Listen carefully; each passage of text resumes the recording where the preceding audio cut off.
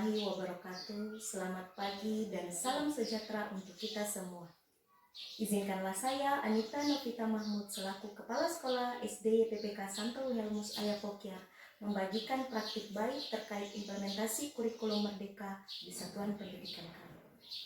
Indahnya berkolaborasi dalam implementasi kurikulum merdeka. SD YPPK Santo Wilhelmus Ayapokyar mempunyai visi menghantar peserta didik menjadi pribadi yang religius, cerdas, terampil, berkarakter, peduli lingkungan, dan nasionalis.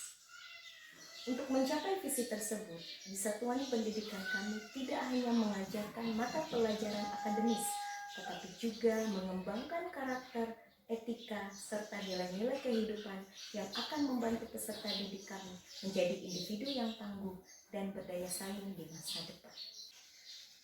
Meskipun satuan pendidikan kami terletak di daerah terpencil dengan akses terbatas terhadap sumber daya dan infrastruktur pendidikan, namun sekolah kami tidak merasa menyerah pada keadaan dan tak pernah berputus asa untuk menjadi agen perubahan.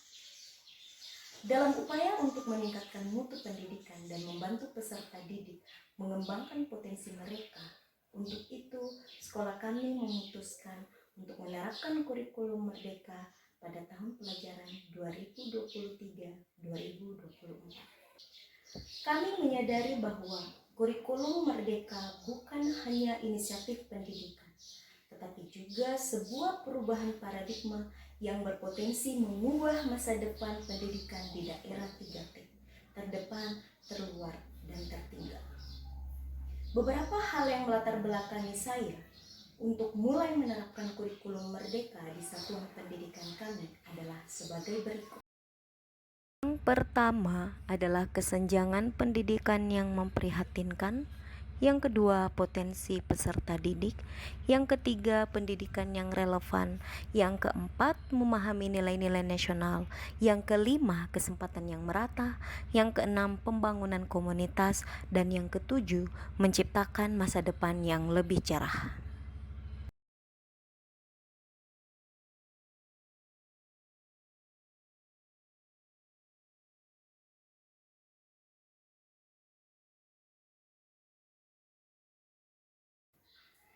Niat yang mulia tentu saja tidak akan lepas dari yang namanya tantangan dan kendala. Akan tetapi, tantangan dan kendala inilah yang menjadi pemacu kami untuk tidak menyerah pada keadaan dan kondisi. Dalam menerapkan kurikulum merdeka, ada beberapa tantangan yang kami alami, terlebih sekolah kami berada di kawasan 3T. Berikut ini beberapa macam tantangan yang kami alami. Tantangan yang pertama yaitu akses yang terbatas. Tantangan yang kedua, keterbatasan sumber daya.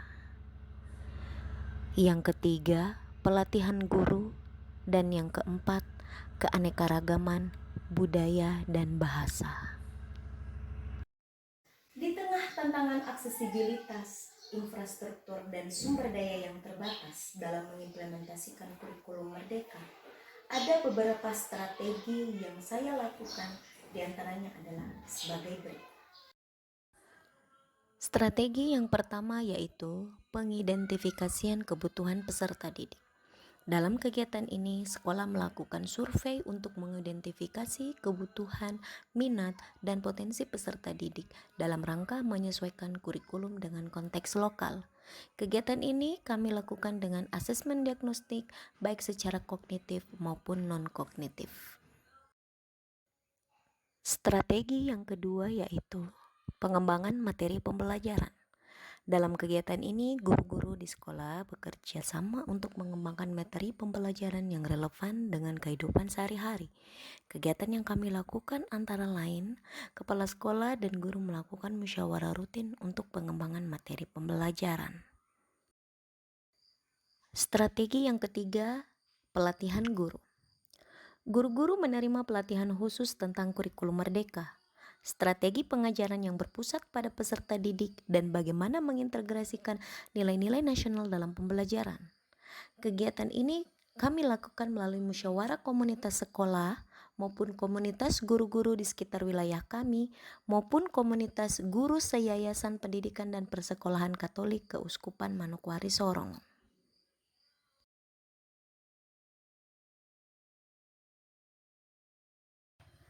Strategi keempat, pembelajaran kolaboratif. Melalui kegiatan ini, peserta didik diberikan kesempatan untuk berpartisipasi dalam proyek-proyek kolaboratif yang memungkinkan mereka untuk mengembangkan keahlian lokal, seperti mengelola kebun sekolah atau mengadakan kegiatan seni tradisional. Kegiatan ini kami lakukan bersama sanggar budaya lokal dan juga orang tua atau wali peserta didik. Strategi kelima, tentu saja evaluasi dan penyesuaian. Proses evaluasi berkala dilakukan untuk memastikan bahwa implementasi kurikulum merdeka di sekolah kami berjalan dengan baik dan sesuai dengan tujuan yang telah kami tetapkan. Bila diperlukan, perubahan dan penyesuaian akan segera dilakukan. Dengan menerapkan kurikulum merdeka di satuan pendidikan kami menjadi langkah penting dalam upaya meningkatkan mutu pendidikan dan memperkecil kesenjangan pendidikan yang terjadi di daerah 3T. Kurikulum merdeka memberikan fleksibilitas bagi satuan pendidikan kami dan guru untuk mengadaptasi kurikulum sesuai dengan kebutuhan dan konteks lokal. Satu hal yang kami pelajari adalah pentingnya keterlibatan komunitas lokal dalam merancang dan melaksanakan kurikulum. Ini adalah langkah penting untuk memastikan pendidikan yang kami tawarkan benar-benar mencerminkan kebutuhan dan suara dari komunitas. Dengan berkolaborasi bersama komunitas, kami melihat peningkatan dalam partisipasi peserta didik dan dukungan terhadap pendidikan. Karena telah terbangun kepercayaan antara sekolah, orang tua, pemimpin lokal, dan warga kampung untuk terlibat dalam proses pembelajaran. Kurikulum merdeka juga mengharuskan kami untuk merombak pembelajaran. Sebagai pendidik, kami tidak hanya menjadi penyampai pengetahuan, tetapi juga menjadi fasilitator pembelajaran. Untuk itu, di satuan pendidikan kami, guru harus terus belajar bagaimana menciptakan lingkungan belajar yang mendukung peserta didik untuk menemukan minat mereka sendiri dan berperan aktif dalam pembelajaran mereka. Hal ini kami lakukan dengan berkolaborasi bersama komunitas belajar di satuan pendidikan kami maupun komunitas. Yang pertama, peserta didik lebih aktif. Salah satu dampak paling positif dari penerapan kurikulum merdeka adalah keterlibatan peserta didik yang lebih aktif dalam pembelajaran. Mereka tidak lagi menjadi pendengar yang pasif, tetapi mereka lebih aktif mengambil peran.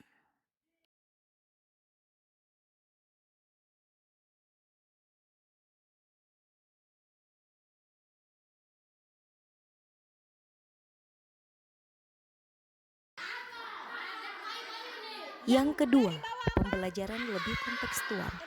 Di satuan pendidikan kami dapat mengintegrasikan keseharian dan kehidupan sekitar peserta didik dalam kurikulum. Ini tentu saja membuat pembelajaran menjadi lebih relevan dan bermakna bagi peserta didik.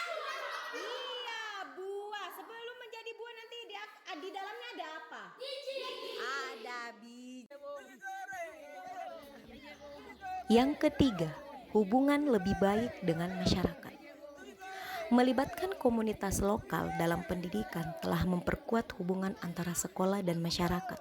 Kami melihat peningkatan partisipasi orang tua dalam kegiatan sekolah serta dukungan yang lebih besar untuk pendidikan di komunitas. Ini adalah langkah penting dalam membangun dukungan yang berkelanjutan dalam pendidikan di daerah 3T, terdepan, terluar, dan tertinggal. Yang keempat, kreativitas dan inovasi. Penerapan kurikulum merdeka telah menciptakan kreativitas, memberikan guru dan peserta didik untuk sama-sama berpikir di luar kotak, menciptakan solusi baru untuk masalah, dan menjelajahi minat dan bakat mereka.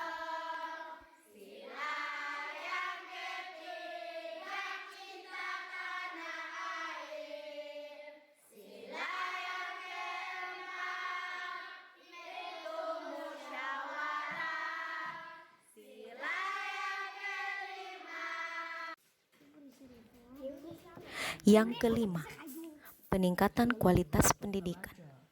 Meskipun kami dihadapkan berbagai macam tantangan dalam menerapkan kurikulum merdeka di satuan pendidikan kami, tetapi kami melihat peningkatan dalam kualitas pendidikan, di mana peserta didik kami menjadi lebih aktif, menjadi lebih terlibat, dan memiliki keterampilan yang lebih kuat. Yang keenam, pemberdayaan peserta didik. Penerapan kurikulum merdeka memberdayakan peserta didik untuk menjadi agen perubahan. Mereka merasa memiliki peran aktif dalam merancang dan melaksanakan proyek-proyek yang bermanfaat bagi masyarakat. Dengan memberi mereka tanggung jawab seperti ini, kami melihat peningkatan dalam rasa percaya diri dan kepemimpinan mereka.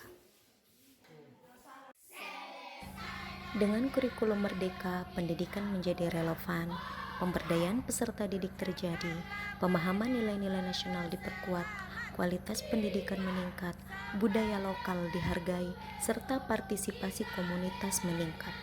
Meskipun kami menghadapi berbagai tantangan dalam perjalanan ini, dampak positif yang telah kami lihat pada peserta didik dan komunitas lokal membuat setiap upaya dan perjuangan yang kami alami menjadi sangat berharga. Sebelum saya mengakhiri video ini, izinkan saya untuk mengucapkan terima kasih kepada para dewan guru, dewan komite sekolah, orang tua atau wali peserta didik, komunitas belajar KKG Gugus 4 Kabupaten Tambrau, Yayasan Pendidikan dan Persekolahan Katolik Keuskupan Manokwari Sorong, Dinas Pendidikan Pemuda dan Olahraga Kabupaten Tambrau, serta pemerintah Kabupaten Tambrau yang telah mendukung dan berkontribusi dalam perjalanan kami mengimplementasikan kurikulum merdeka. Bersama-sama kita akan terus berupaya menjadikan SD PPK Santo Wilhelmus Ayapokir sebagai tempat yang inspiratif dan penuh harapan bagi generasi mendatang. Terima kasih atas perhatian Anda. Semoga SD PPK Santo Wilhelmus Ayapokir dapat menjadi inspirasi bagi sekolah-sekolah lainnya yang berada dalam situasi serupa untuk menerapkan kurikulum merdeka dalam upaya meningkatkan pendidikan di Indonesia, khususnya daerah 3T, terdepan, terluar, dan tertinggal. Wassalamualaikum warahmatullahi wabarakatuh. Selamat pagi dan salam sejahtera untuk kita semua.